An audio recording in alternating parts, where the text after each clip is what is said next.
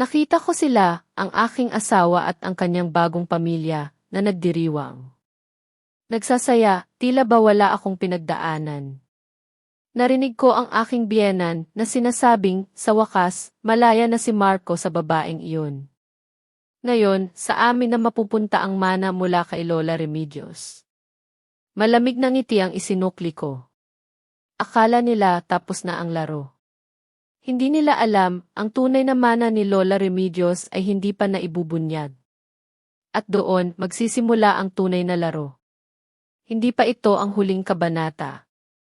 Ako si Maria Elena, Ella ang tawag nila sa akin. Isang pangalan na nagdadala ng alaala, ng mga nakaraang pangarap, ng mga pait na tila ba ayaw bumitaw. Pero iba na ako ngayon. Iba na ang Maria Elena na ito. Naaalala ko pa, parang kahapon lang, ang marangyang kasal ni Marco at ni Bianca. Sa Maynila iyon, sa isang 5-star hotel na tila ba gustong ipagsigawan sa buong mundo ang kanilang pagmamahalan. Ang lahat ay nakatutok sa kanila, sa kanilang mga ngiti, sa kanilang mga suot na tila kumikinang sa bawat galaw. Ang mga bulaklak, ang musika, ang mga bisita, lahat ay nagbubulungan ng paghanga, ng inggit. Nandoon ako, hindi para mag-witness ng kanilang pag-ibig, kundi para lang tingnan. Para saksihan ang katapusan ng isang kabanata at ang panimula ng isang bagong paglalakbay, hindi man sa paraan na inaasahan ko. Tahimik lang ako sa isang sulok, pinagmamasdan ang lahat. Hindi ko alam kung bakit ako pumunta, siguro para lang makita ang aking pikalayaan na nagiging kaganapan. Napakasaya ng lahat, napakayaman ng pagdiriwang. Nagsasayawan ang mga tao, nagtatawanan, umiinom. Ngunit sa gitna ng lahat ng ingay at kaguluhan, may isang sandali na biglang nanahimik ang lahat. Hindi sa tunog, kundi sa pakiramdam. Nagsasalita si Tito Ben, ang matalik na kaibigan ng yumaong Lola Remedios, sa isang mesa na hindi kalayuan sa kinaroroonan ko. Normal lang ang boses niya, walang kakaiba. Pero ang epekto ng kanyang mga salita, iyon ang nagpabago sa lahat. Hindi ko narinig ang eksaktong mga salita. Masyado akong malayo at ang ingay ng musika ay humahadlang. Ngunit kitang-kita ko ang reaksyon ni Marco. Naglalaro siya sa kamay ni Bianca, nagbubulungan sila ng kung ano. Ngunit nang marinig niya ang sinabi ni Tito Ben, kahit sa layo ko, nakita kong nagbago ang kulay ng kanyang mukha. Naging puting-puti. Ang kanyang mga mata, na kanina lang ay puno ng pag-ibig at kasiyahan, ay biglang nangingislap sa pagkabigla, sa isang hindi mawaring damdamin.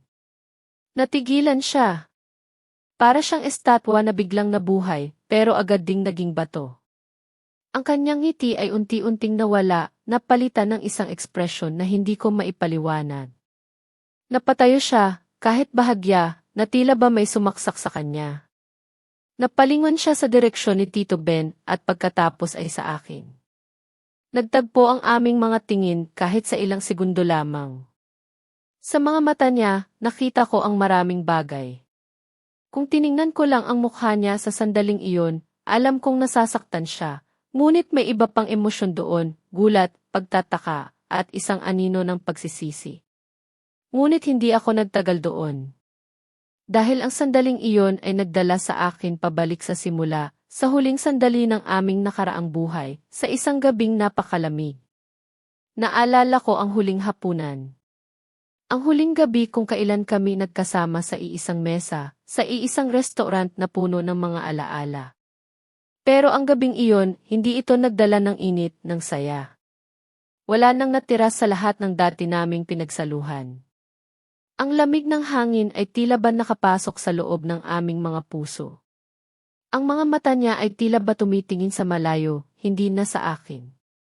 Ang huling hapunan, ang simula ng lahat ng ito. Ang huling hapunan. Tila ba isang pelikula na paulit-ulit na naglalaro sa aking isip. Pinili namin ang restaurant na iyon, ang El Nido, isang lugar na puno ng aming mga alaala. Dito kami nag-celebrate ng aming unang anniversary. Dito niya ako unang sinabihan ng mahal kita, sa gitna ng mahinang tugtog at mabining ilaw. Ngunit sa gabing iyon, hindi ang init ng pag-ibig ang bumalot sa amin, kundi ang lamig ng paglisan. Dumating si Marco ng halos kalahating oras na akong naghihintay. Hindi man lang siya nagsorry.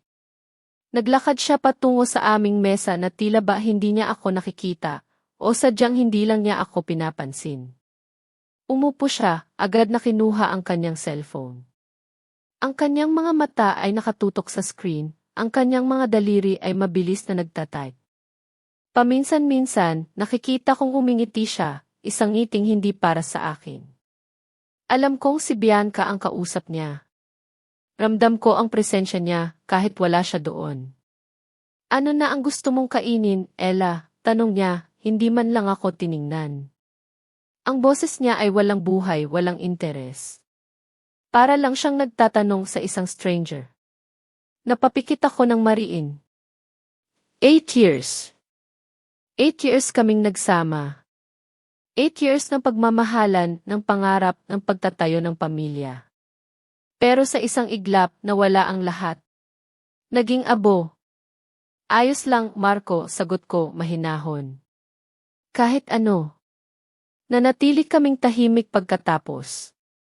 Ang tanging naririnig ko ay ang tunog ng tinidor na tumatama sa plato, ang mahinang bulungan ng ibang kumakain, at ang patuloy na pag-type ni Marco sa kanyang cellphone.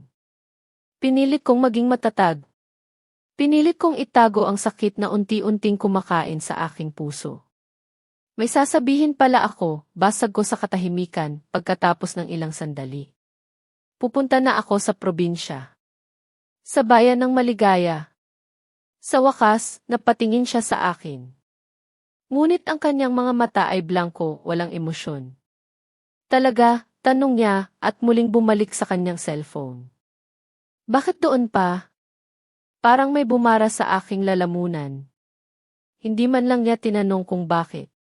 Hindi man lang niya pinansin ang aking desisyon na bumalik sa aming bayan. Ang kanyang kawalang interes ay tila ba mas masakit pa kaysa sa kanyang pagtataksil. May bahay doon ang lola ko, paliwanag ko, pinilit kong pigilin ang luhang nagbabanta ng lumabas. Gusto kong magsimula ulit. Ganoon ba? Sagot niya, at muling ngumiti sa kanyang cellphone. Si Bianca kasi, ayaw niya sa probinsya. Gusto niya, dito lang sa Maynila. Mas alam daw niya ang gusto niya. Bigla akong napatigil sa pagkain. Ang bawat salita niya ay tila ba kutsilyong sumasaksak sa aking puso. Inihahambing niya ako sa kanya. Ipinaparamdam niya na ako ang may pagkukulang, na ako ang hindi perpekto. Hindi ko alam kung saan ako kumukuha ng lakas ng loob, pero napatingin ako sa kanya, direkta sa kanyang mga mata. Sana maging masaya kayo, Marco, ang tanging lumabas sa aking bibig. Pagkatapos ng hapunan, hindi na kami nagsalita. Dumiretso kami sa korte.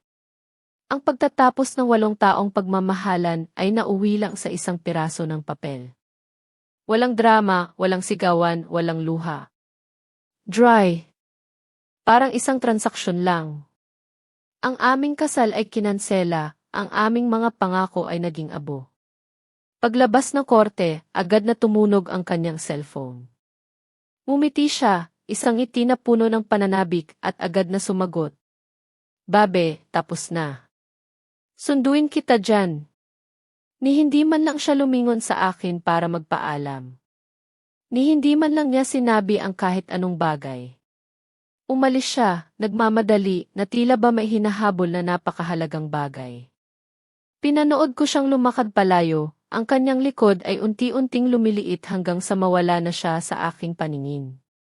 At sa sandaling iyon, sa gitna ng ingay ng Maynila, sa gitna ng mga nagmamadaling tao, nakaramdam ako ng isang kakaibang ginhawa. Hindi ko akalain na darating ang araw na ito. Ang araw na ito ay tila ba isang pangarap. Malaya na ako, bulong ko sa sarili ko, at sa wakas, bumuhos ang luha. Hindi ito luha ng kalungkutan, kundi luha ng paglaya. Ang pag-alis ko sa Maynila ay hindi isang pagtakas. Ito ay isang paghahanap. Paghahanap ng sarili ng kapayapaan ng bagong buhay. Sa istasyon ng tren, nandoon si Tess, ang aking matalik na kaibigan. Ang kanyang mga mata ay puno ng pag-aalala, ngunit mayroon ding ngiti ng suporta. Ella, sigurado ka ba talaga dito? Tanong niya, habang mahigpit niya akong niyakap. Kahit naman dito sa Maynila, kaya mo ring magsimula ulit. Hindi mo kailangang lumayo. Kailangan ko, Tess, sagot ko, habang pinipigilan ang luha. Kailangan ko ng panibagong simula.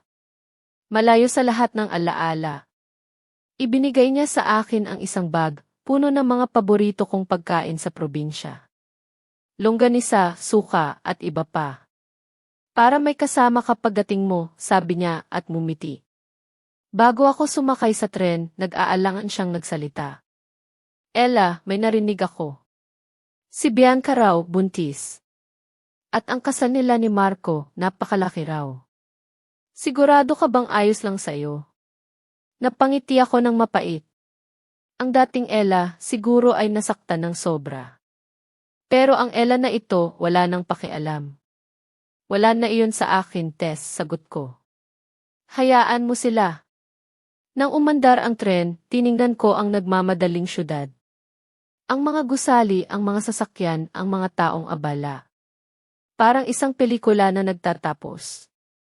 Kinuha ko ang aking lumang SD card, ang SD card na puno ng mga alaala, ng mga mensahe, ng mga tawag na nagdulot ng sakit. Hinagis ko ito sa bintana, pinanood ko itong lumipad palayo, hanggang sa mawalan na ito. Isang simbolo. Pinuputol ko na ang ugnayan sa nakaraan. Nang makarating ako sa bayan ng maligaya, parang may bumulong sa akin na, welcome home. Ang hangin ay sariwa, ang tunog ng mga ibon ay nakakapayapa. Ang bayan ay simple, hindi kasing ingay ng Maynila, pero puno ng buhay. Ang bahay ng aking lola, na ipinamana niya sa akin, ay isang maliit na bahay, pero puno ng karakter.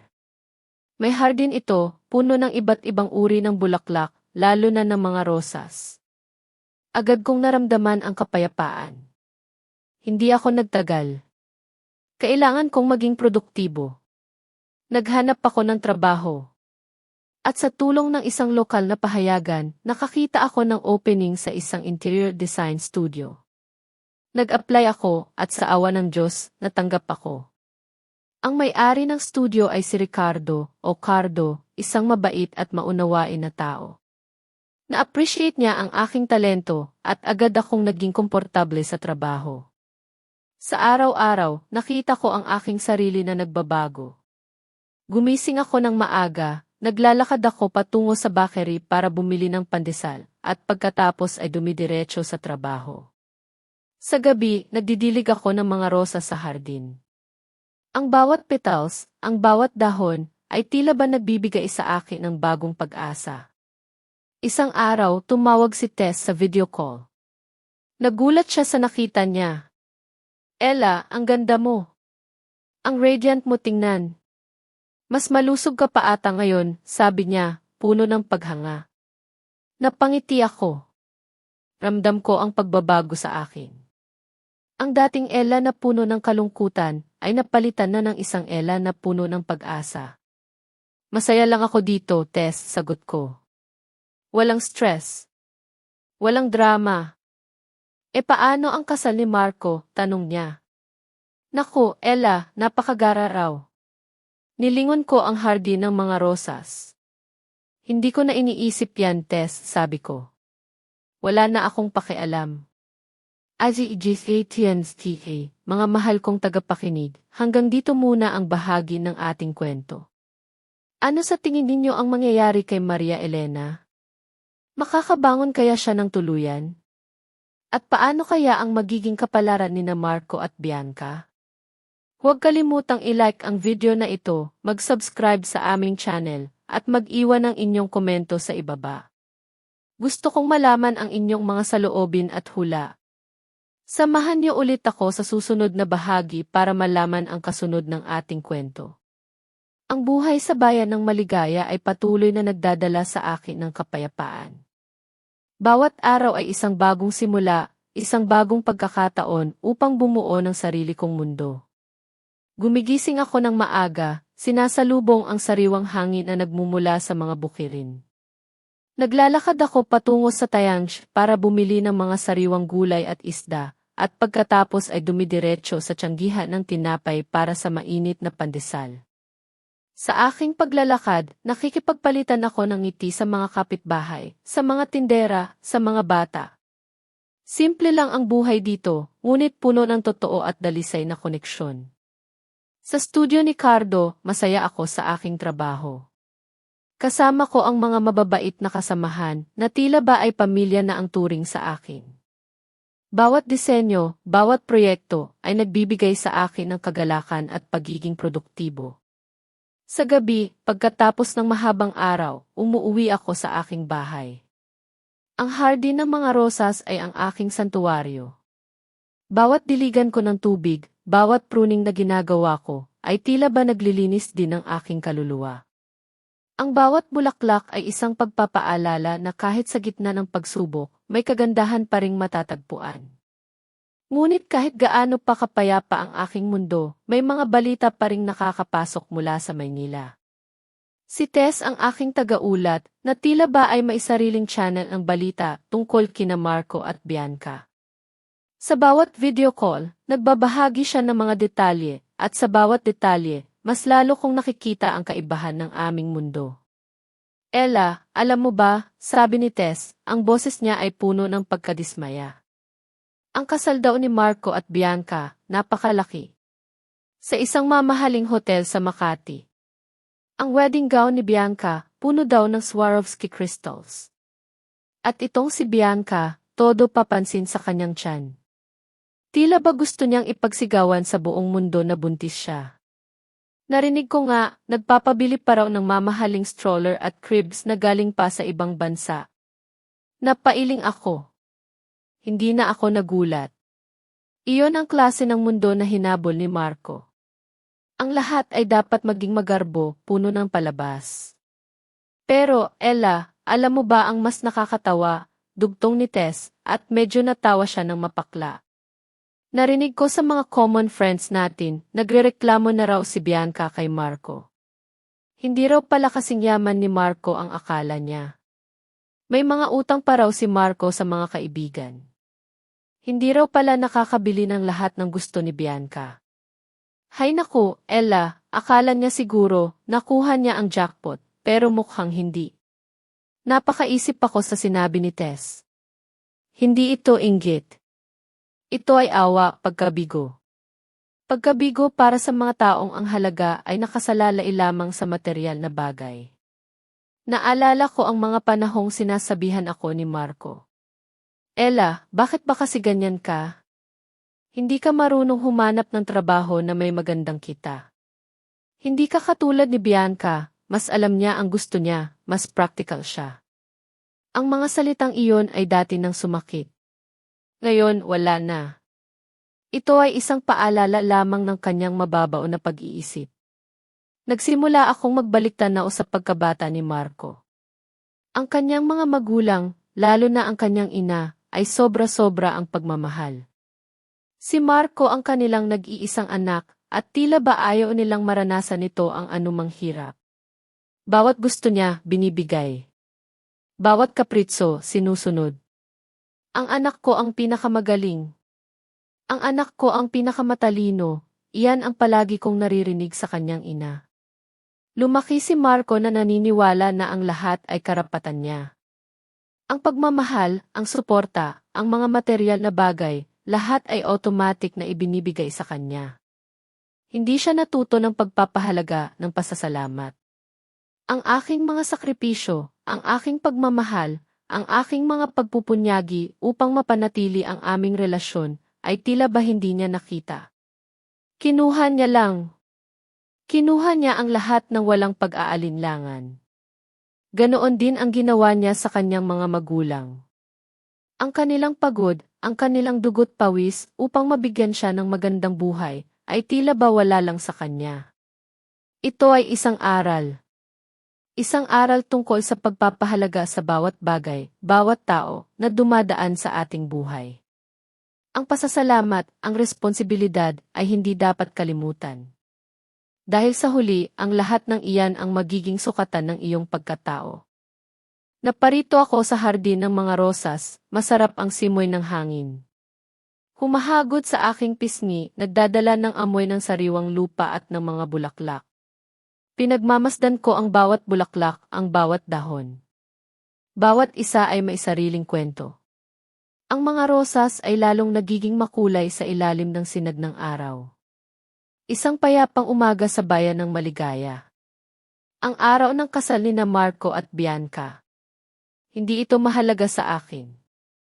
Ang importante ay ang kapayapaan na natagpuan ko. Biglang nag-vibrate ang aking cellphone. Si Tess. Video call. Agad kong sinagot. Ang kanyang mukha ay puno ng excitement, halos hindi na siya makapagsalita sa sobrang bilis ng kanyang paghinga. Ella. Nandito ako sa kasal. Diyos ko, ang ganda. Napakagarbo, sigaw niya, halos sumakit ang tenga ko. Inilipat niya ang kamera at nakita ko ang loob ng isang ballroom. Ang daming tao. Ang mga dekorasyon ay kumikinang, ang mga bulaklak ay naglalakihan, at ang chandelier ay tila ba nagbibigay ng kakaibang liwanag. Ito ang marangyang hotel sa Ayala Center, Makati. Ang pangarap ni Bianca. Nakita ko si Bianca, nakasuot ng isang napakagarbong wedding gown, puno nga ng Swarovski crystals. Ang kanyang mukha ay puno ng ngiti at patuloy niyang hinahaplos ang kanyang tiyan na tila ba gustong ipagsigawan sa lahat na buntis siya. Naglalakad siya sa aisle, hawak ang braso ni Marco. At si Marco, nakangiti, tila ba siya ang hari ng mundo, nagsasayaw na parang walang bukas. Wala na sa kanya ang bakas ng kanyang nakaraang buhay. Ang yabang talaga ni Marco, Ella, sabi ni Tess. Tingnan mo siya, akala mo kung sino. Pero Ella, wait. May nakita ako. Si Tito Ben. Nagulat ako. Si Tito Ben. Ang matalik na kaibigan ng aking Lola Remedios. Anong ginagawa niya doon? Inilipat ni Tess ang kamera. Nakita ko si Tito Ben, nakaupo sa isang mesa na hindi kalayuan sa stage, kasama ang ilang matatandang kaibigan. Normal lang ang kanyang boses, hindi masyadong malakas, hindi masyadong mahina.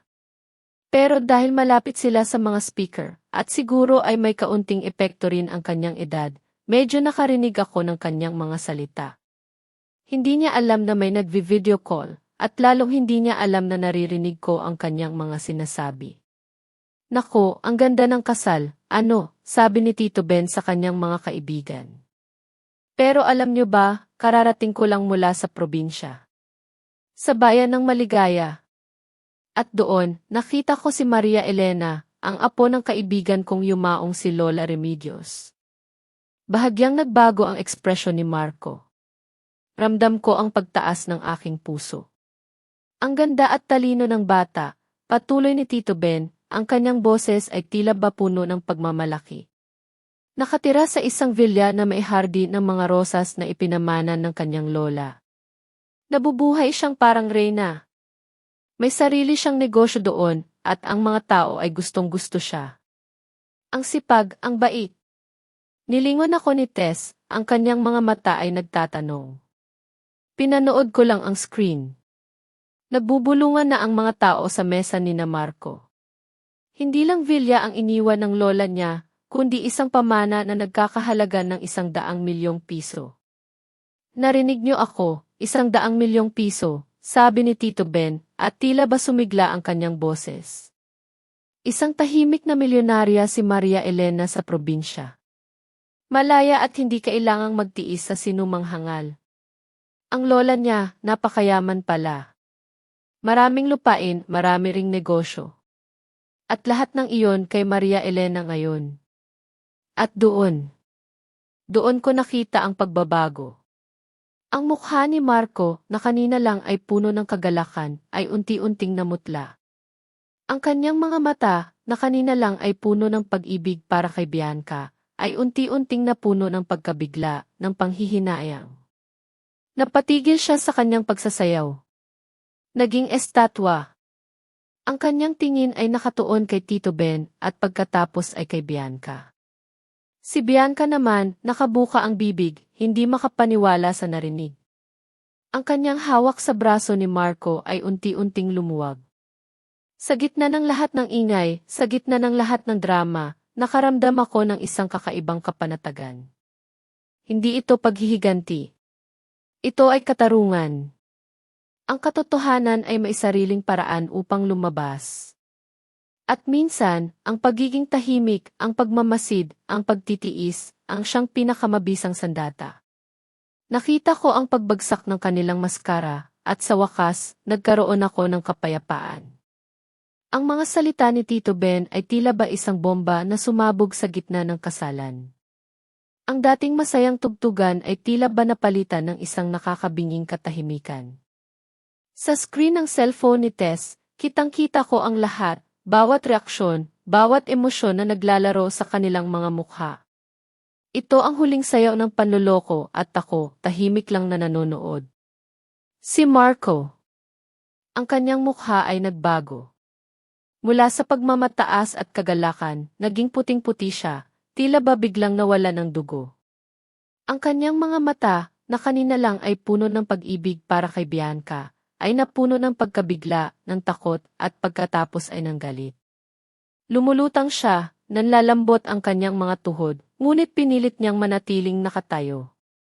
Sinubukan niyang humiti, isang pilit na ngiti na hindi umabot sa kanyang mga mata. Kinabahan siya, malinaw na malinaw. Ang kanyang mga tingin ay palipat-lipat kina Tito Ben, sa kanyang mga magulang, at kay Bianca. Si Bianca. Ang kanyang dating mayabang na ngiti ay biglang naglaho. Ang kanyang bibig ay nakanganga, tila ba hindi makapaniwala sa kanyang narinig.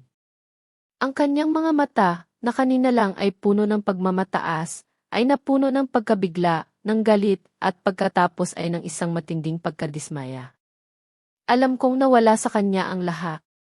Ang kanyang pangarap na magkaroon ng isang mayamang asawa, ang kanyang pangarap na maging reyna ng lipunan, ay biglang gumuho sa isang iglap. Nagbubulungan na ang mga tao. Ang mga bisita, na kanina lang ay nagbubulungan ng paghanga, ay ngayon nagbubulungan na ng usap-usapan. Narinig niyo ba iyon? Ang dating asawa raw ni Marco, milyonarya pala. Ang tanga naman ni Marco. Pinakawalan niya ang ganoong klaseng babae. Ang bawat bulong ay parang kutsilyong tumatama sa dibdib ni na Marco at Bianca. Agad na hinatak ni Bianca si Marco sa isang sulok. Napakasama mong lalaki, sigaw niya, hindi man lang pinansin ang mga taong nakapaligid sa kanila. Pinili mo ang isang walang pera sa halip na isang milyonarya. Hindi ka talaga karapat-dapat. Hindi mo man lang nalaman ang totoo. Alam mo bang ganoon kayaman ang ex mo? Ang tanga-tanga mo. Hinawakan ni Marco ang kanyang kamay, sinusubukang pakalmahin. Babe, huwag kang magsalita ng ganyan. Pinagtitinginan na tayo ng mga tao. Ngunit hindi na napigilan si Bianca. Ang kanyang galit ay tila ba isang sumabog na bulkan. Hindi mo ako masisisi. Akala ko ba mayaman ka? Bakit hindi mo alam ang lahat ng ito? Anong klaseng asawa ka? Pinakawalan mo ang ganoong klaseng babae para sa akin. Ano bang pinili mo? Ang tanga mo talaga, Marco. Ang kanyang boses ay naging garalgal, ang kanyang mga mata ay nanlilisik. Bumitaw siya sa pagkakahawak ni Marco at hinagis ang kanyang wedding bouquet sa sahig. Ang mga bulaklak ay kumalat, tila ba sumisimbolo sa pagkalat ng kanilang mga pangarap. Kitang-kita ko ang mga magulang ni Marco. Ang kanyang ina, na kanina lang ay puno ng pagmamataas, ay ngayon ay puno ng pagkadismaya. Ang kanyang ama, na dati ay palaging ipinagtatanggol si Marco, ay ngayon ay umiiling-iling lang. Alam kong ramdam nila ang kahihiyan. Ramdam nila ang pagkabigo. Marahil, ngayon lang nila naintindihan ang tunay na halaga ng nawala sa kanila. Sinubukan ni Marco na hilahin si Bianca palayo, ngunit pumalag siya. Bitawan mo ako. Hindi ko kailangan ng isang lalaking tanga at walang alam. Hindi ka man lang naging karapat-dapat sa akin. Naging magulo ang kasalan. Ang mga bisita ay nagsisimula ng umalis, nagbubulungan, nagtitinginan.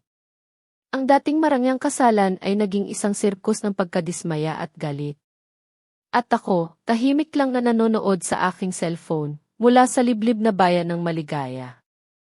Pagkatapos ng ilang sandali, dahan-dahan kong pinatay ang video call. Ang ngiti sa aking mga labi ay hindi ng galit, hindi ng paghihiganti.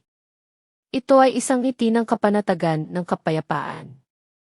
Isang ngiti ng pagtanggap na tama ang aking desisyon.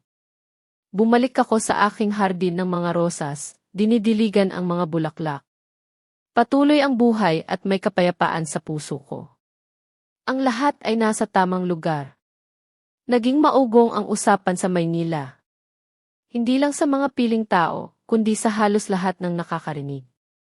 Ang kasalan ni Marco at Bianca, na sana ay maging simbolo ng kanilang ipag-ibig, ay nauwi sa isang malaking iskandalo, isang kahihiyan na hindi nila kailanman inasahan.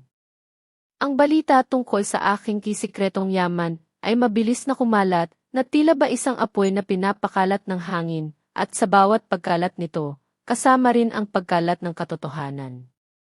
Ilang araw pagkatapos ng kasalan, tumawag ulit si Tess. Ang kanyang boses, na kanina lang sa video call ay puno ng excitement at kaba, ay ngayon ay puno ng mga detalye. Tila ba siya ang aking personal na tagaulat mula sa magulong mundo ng Maynila? Ella, hindi mo talaga akalain ang nangyari, halos pasigaw niyang sabi, puno ng pagkamangha. Pagkatapos mong patayin ang video call, lalong lumala ang sitwasyon. Si Bianca, halos mabaliw sa galit. Sinigawan niya talaga si Marco sa harap ng lahat. Narinig ko mismo ang mga salita niya, Ella. Sabi niya, napakawalang kwenta mong lalaki. Pinili mo ang isang walang pera, samantalang ang ex mo, milyonarya. Hindi mo man lang ako sinabihan. Ano ba talagang klaseng lalaki ka? At pagkatapos, hinagis niya talaga ang kanyang baukwet. Diretso sa mukha ni Marco, Ella. Imagine that. Ang ganda-ganda pa naman ng baukwet, puno ng mamahaling bulaklak, tapos sasayangin niya lang. Nangingiti ako habang nakikinig. Hindi ito ngiti ng tuwa sa kapahamakan ng iba, kundi ngiti ng kapanatagan ng pagpapatunay na tama ang aking naging desisyon. Ang bawat salita ni Bianca ay tila ba nagpapatunay sa kanyang tunay na pagkatao, ang kanyang pagiging sakim, ang kanyang pagmamahal sa material na bagay. Tapos, Ella, ang mga bisita, halos maubos na, patuloy ni Tess. Ang iba, umuwi na lang na nagbubulungan. Ang iba naman, nagtatanong kung bakit daw ba nangyari iyon. May narinig pa ako, Ella, sabi ng isang bisita, naku, ang Marco na iyan, ganoon pala kayaman ang asawa, pinakawalan pa. Ang tanga talaga. Ang mga magulang ni Marco, Ella, kawawa rin. Nandoon sila, pulang-pula ang mukha sa kahihiyan. Hindi na sila halos makatingin sa mga tao. Naglakad sila palabas ng ballroom, tahimik na tahimik. Hindi ko sila kailanman nakitang ganoon katahimik. Ang lahat ng pagmamataas nila, nawala. Masakit man isipin na nakita ng mga magulang ni Marco ang kanilang anak na mapahiya sa ganoong paraan, hindi ko rin maiwasang isipin ang lahat ng kanilang ginawa sa akin. Ang pagmamaliit, ang pag-aalipusta. Siguro, ito ang panahon para makita nila ang tunay na halaga ng kanilang nawala. At alam mo ba, Ella, bumaba ang boses ni Tess, tila ba nagtatago ng isang malaking lihim. Kumalat na talaga ang balita tungkol sa'yo. Ang iyong sikretong yaman. Ang lahat ay nagulat. Ang mga dating ninyong kaibigan, ang lahat na nakakakilala sa inyo, ang lahat ay nagtataka. Totoo ba iyon? Si Maria Elena, milyonarya pala? Ella, tila ba biglang nagbago ang tingin nila sa'yo? Biglang nagkaroon ka ng halaga sa kanilang paningin. Irony, isn't it? Napailing ako. Hindi ko kailangan ang kanilang paghanga. Hindi ko kailangan ang kanilang pagkilala. Ang halaga ko ay hindi nasusukat sa aking kayamanan. Ito ay nasa aking pagkatao, sa aking pagiging matatag, sa aking pagiging totoo. At si Marco, Ella, patuloy ni Tess, ang kanyang boses ay tila ba may bahid ng awa. Sinubukan kanyang tawagan ilang beses. Sa cellphone mo, sa bahay mo, sa social media. Nag-iwan din siya ng napakaraming mensahe. Puro pagsisisi. Puro paghingi ng tawad. Sabi niya, Ella, alam kong nagkamali ako. Napakalaki ng pagkakamali ko. Napakalungkot ko. Sana, bigyan mo ako ng isa pang pagkakataon. Miss na kita. Nakita ko siya, Ella, pagkatapos ng kasalan. Napakalungkot niya. Parang wala na siyang kaluluwa. Ang dating Marco na mayabang at puno ng kayabangan, ay ngayon ay nalulugmok sa kanyang sariling kapahamakan. Mukha siyang taong gulpi sarado, Ella. Ang kanyang mga mata, puno ng pagsisisi. Nakinig lang ako. Walang emosyon. Ang mga salita ni Tess ay tila ba dumadaan lang sa aking pandinig. Hindi na ito nakakaapekto sa akin. Ang sakit na kanyang idinulot, ang sugat na kanyang iniwan, ay matagal nang gumaling. Ang dating Maria Elena na nagdurusa, ay matagal nang namatay. Ang nakaraan ay isang bangungot, ngunit ito ay isang bangungot na ginising ko na. Hindi na ako bahagi ng kwentong iyan, Tess. Mahinahon kong tugon, ang aking boses ay matatag. May sarili na akong kwento dito sa bayan ng maligaya. Ang nakaraan tapos na. Naging aral, ngunit hindi na kailangan pang balikan. Hayaan mo na lang siya. Hayaan mo na silang harapin ang bunga ng kanilang mga desisyon.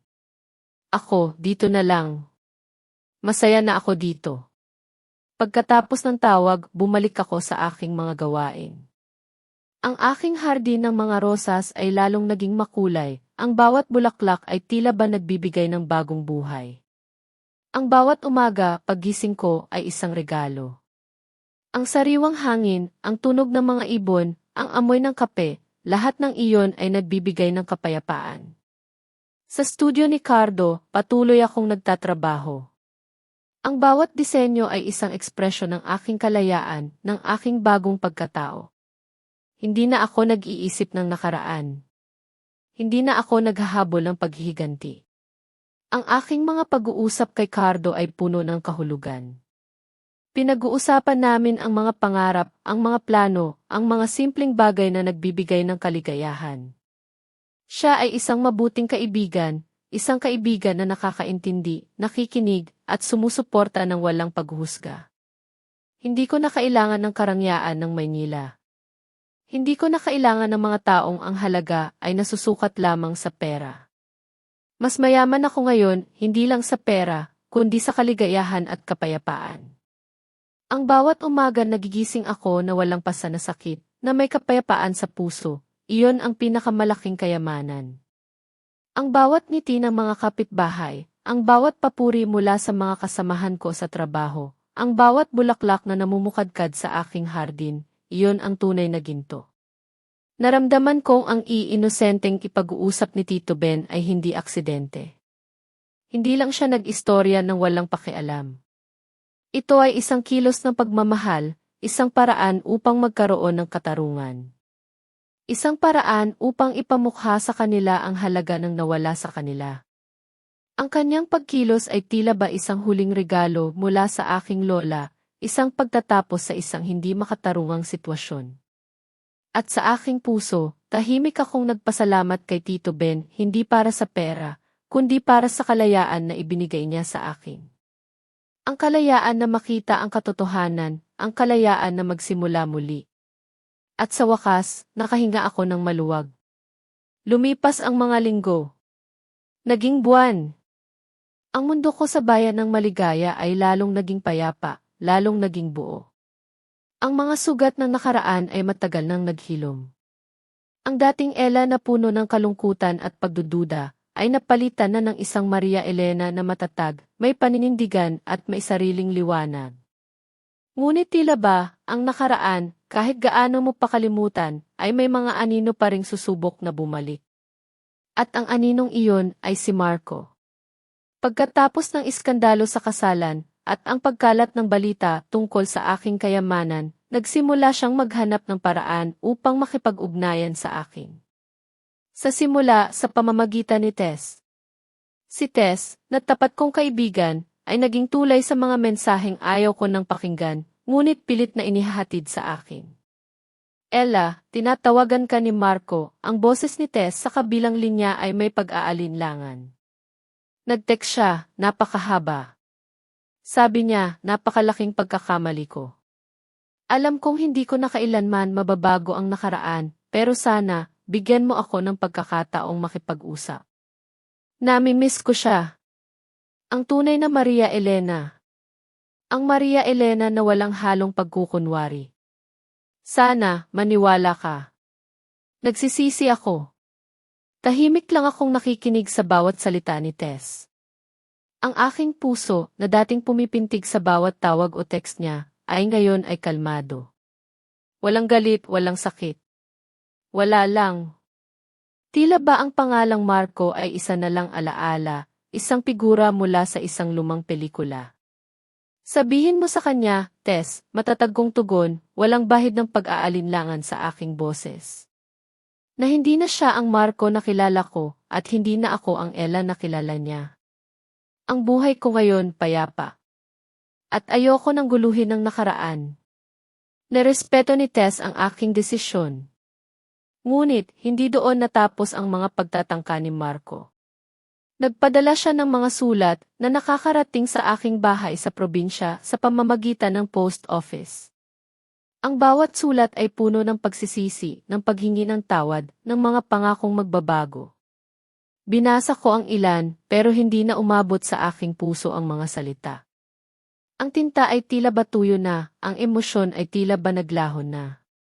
Ang dating Maria Elena, na magpapakamatay para sa pagmamahal niya, ay matagal nang wala.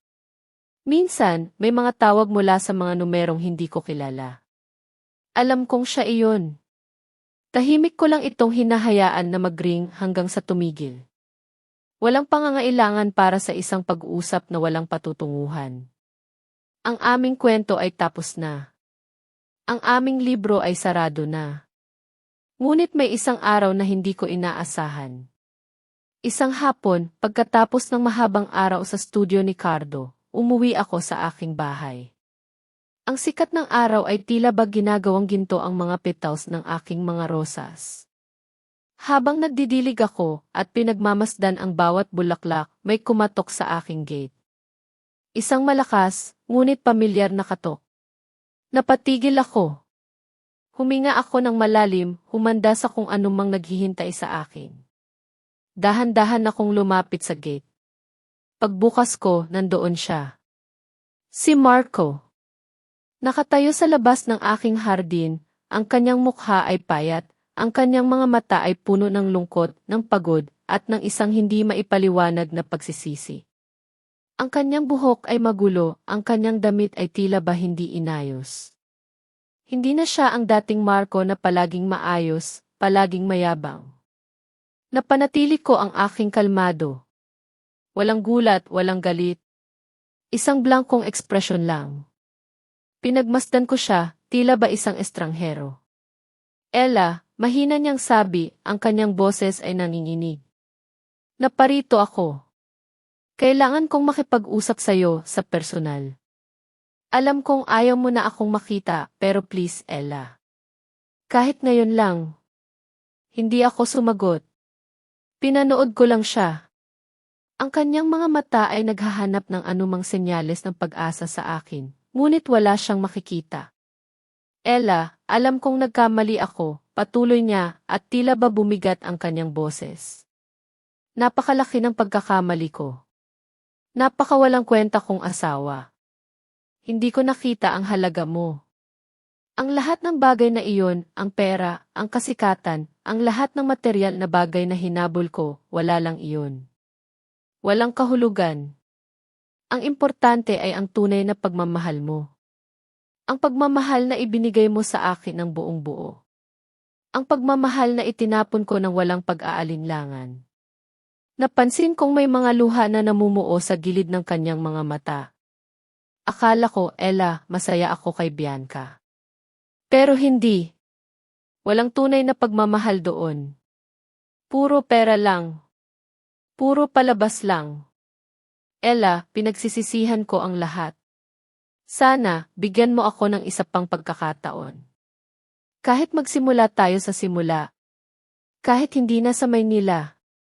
Dito na lang. Dito sa probinsya. Magbabago ako, Ella. Pangako. Pinakinggan ko ang bawat salita niya. Walang pagbabago sa aking damdamin. Ang kanyang pagsisisi ay tila bahuli na. Ang kanyang mga pangako ay tila bahangin lang. Ang aking puso ay hindi man lang gumalaw. Ang dating pag-ibig, matagal nang nawala. Ang dating sugat, matagal nang gumaling. Marco, sa wakas ay nagsalita ako. Ang aking boses ay matatag, walang bakas ng emosyon. Ang nakaraan ay tapos na. Ang puso ko ay hindi nakabilang sa iyo. May sarili na akong buhay at hindi na ito kasama mo. Ang lahat na nangyari naging aral. Naging isang masakit na aral, ngunit kinailangan kong maranasan upang makita ko ang halaga ng aking sarili.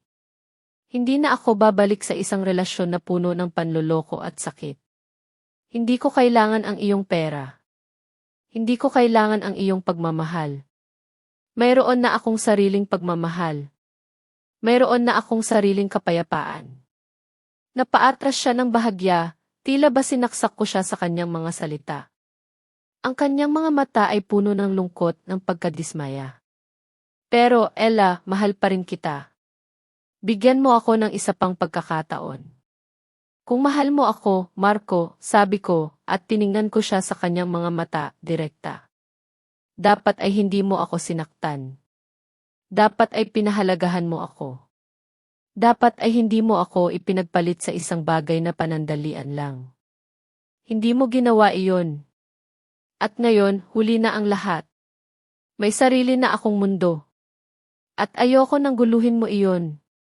Pakiusap, umalis ka na.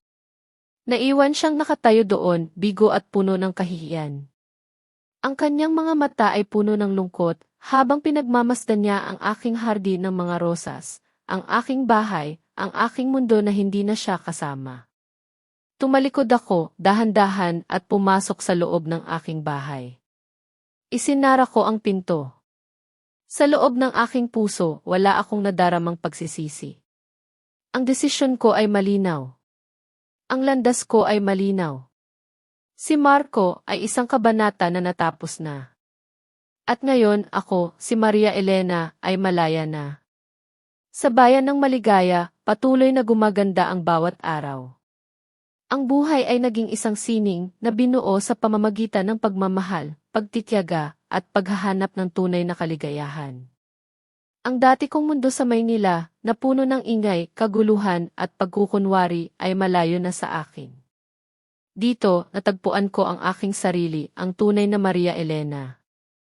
At natanto kong ang tunay na kayamanan ay hindi nasusukat sa anumang halaga ng pera, kundi sa kapayapaan ng aking puso, sa malalalim na koneksyon sa mga tao, at sa pagkakaroon ng layunin sa bawat paghinga, ang aking trabaho sa studio ni Cardo. Ang pinong disenyo ay naging higit pa sa isang pinagkakakitaan.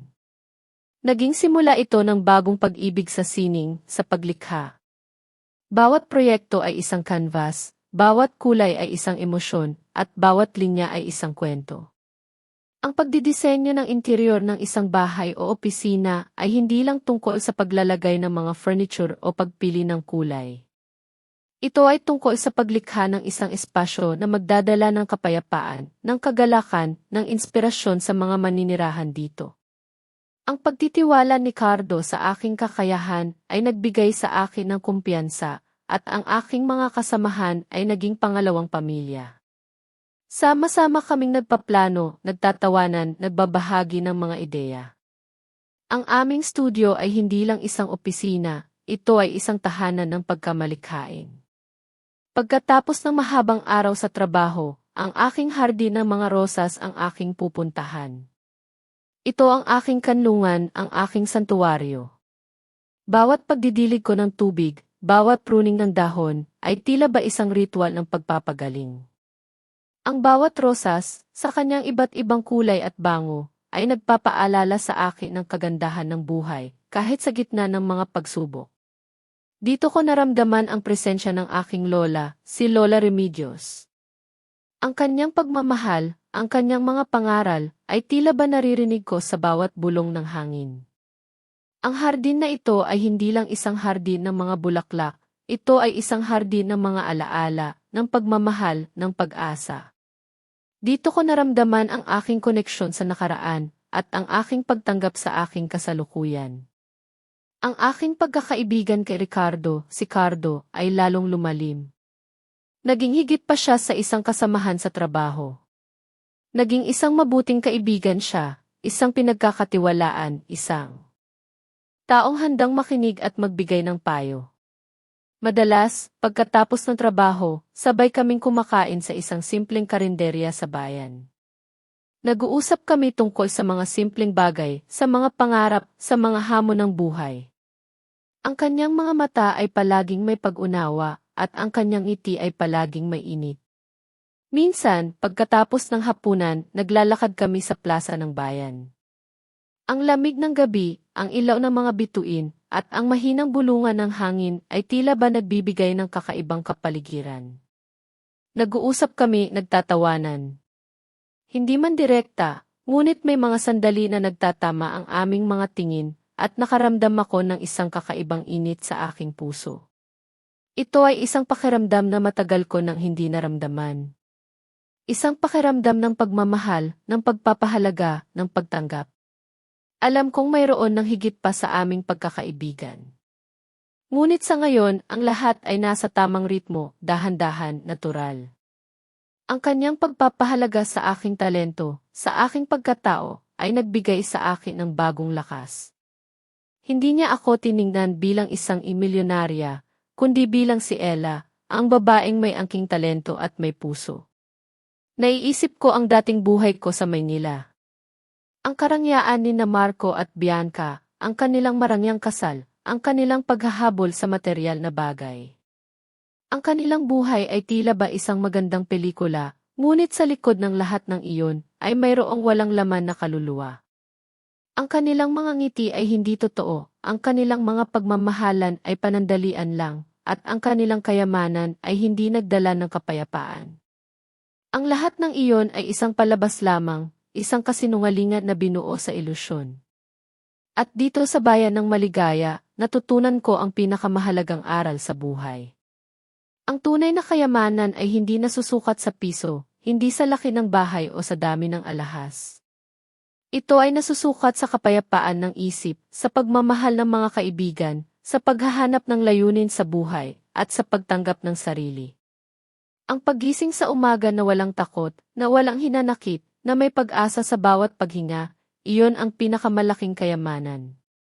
Ang bawat ngiti ng mga kapitbahay, ang bawat papuri mula sa mga kasamahan ko sa trabaho, ang bawat bulaklak na namumukadkad sa aking hardin, iyon ang tunay na ginto. Ang bawat tawanan, bawat kwento, bawat koneksyon na aking nabubuo, iyan ang aking yaman. Isang hapon, habang kausap ko si Tess sa telepono, ang kanyang boses ay puno ng paghanga. Ella, alam mo, nagkikinang ka. Ang ganda-ganda mo. Mukha kang mas masaya kaysa kailanman. Siguro talaga ang probinsya ang para sa iyo. Hindi mo na kailangan ang Maynila. May sarili ka ng mundo. At totoo nga.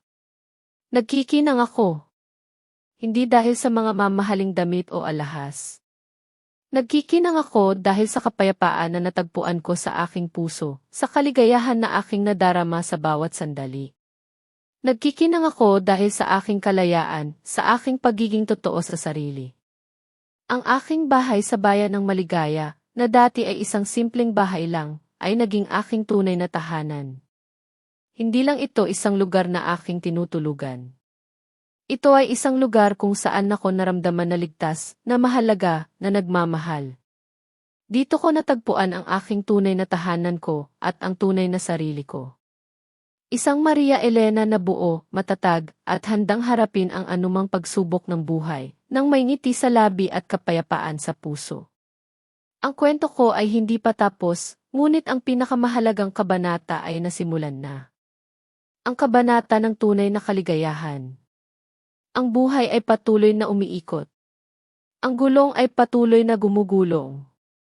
At sa bawat pag-ikot, may mga nagbabago, may mga natatapos, at may mga nagsisimula. Ang kwento ni na Marco at Bianca, nagtapos sa paraang hindi nila inaasahan. At ang kwento ko, nagsimula sa isang bagong yugto. Si Marco, pagkatapos ng lahat ng nangyari, ay dahan-dahang nawala ng lahat.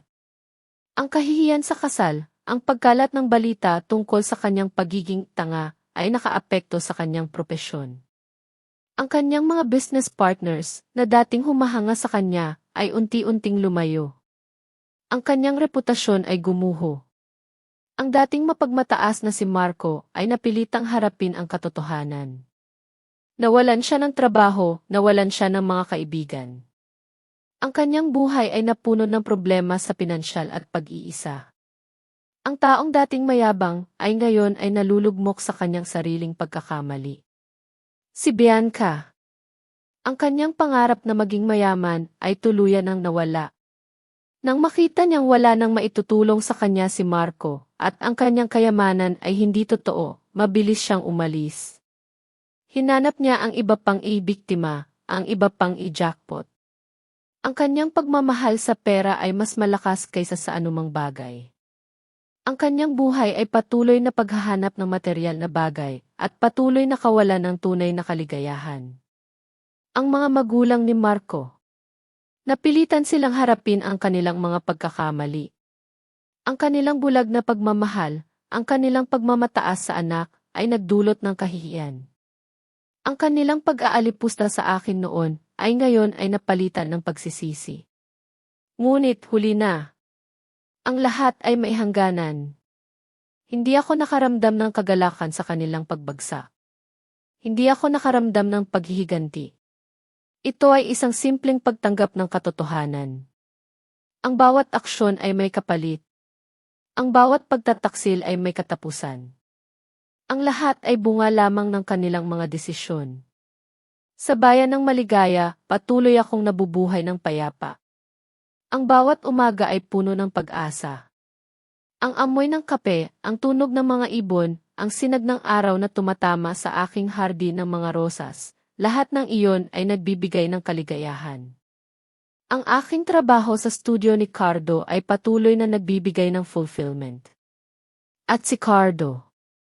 Naging kasama ko siya sa aking paglalakbay. Ang aming pagkakaibigan ay naging mas malalim. Ang aming mga puso ay tila ba nagkakaintindihan kahit walang salita. Siguro, hindi na kailangan pang sabihin ang lahat. Ang mahalaga ay ang pagmamahalan, ang respeto, ang suporta. Ang kasama ko sa bawat umaga, sa bawat gabi. Isang kasamang nakikinig, nakakaintindi at nagmamahal. Hindi na kailangan ng mga grand gestures, hindi na kailangan ng mga marangyang kasalan. Ang tunay na pagmamahalan ay simple lang. Ang lola ko. Lola Remedios. Salamat. Salamat sa lahat ng iyong iniwan. Hindi lang ang kayamanan, kundi ang pagkakataong makahanap ng sarili ko. Ang pagkakataong makatayo ulit. Ang pagkakataong makakita ng tunay na pagmamahal. Ang buhay ay puno ng mga pagsubok at pagbabago. Ngunit sa bawat pagbagsak, may pagkakataong bumangon. Sa bawat pagtataksil, may pag-asang makahanap ng tunay na pagmamahal, hindi lamang mula sa iba, kundi sa sarili. Ako si Maria Elena at ito ang kwento ko. Salamat sa inyong lahat sa pakikinig. Ang kwento ni Maria Elena nagtatapos dito. Ano sa tingin ninyo ang naging desisyon ni Maria Elena? Kung kayo ang nasa sitwasyon niya, may iba pa ba kayong gagawin? Ibahagi ang inyong mga saloobin sa comment section. Binabasa ko ang bawat isa sa mga iyon. Kung ang kwentong ito ay nagpaliwanag ng inyong isip o nagpakilos ng inyong damdamin, huwag kalimutang mag-iwan ng like, ibahagi ito sa naniniwala kayong makakaramdam din ng emosyon, at mag-subscribe sa channel ng Luha at Katahimikan upang hindi mapalampas ang susunod na mga misteryo. Hanggang sa muli nating pagkikita sa susunod na kwento, at sino ang nakakaalam, sa susunod baka ikaw na ang magiging bida. Ang kwentong ito ay kathang-isip. Ang mga pangyayaring ipinakita ay hindi dapat tularan sa totoong buhay, kundi magsilbing pagninilay tungkol sa mga ugnayan ng tao.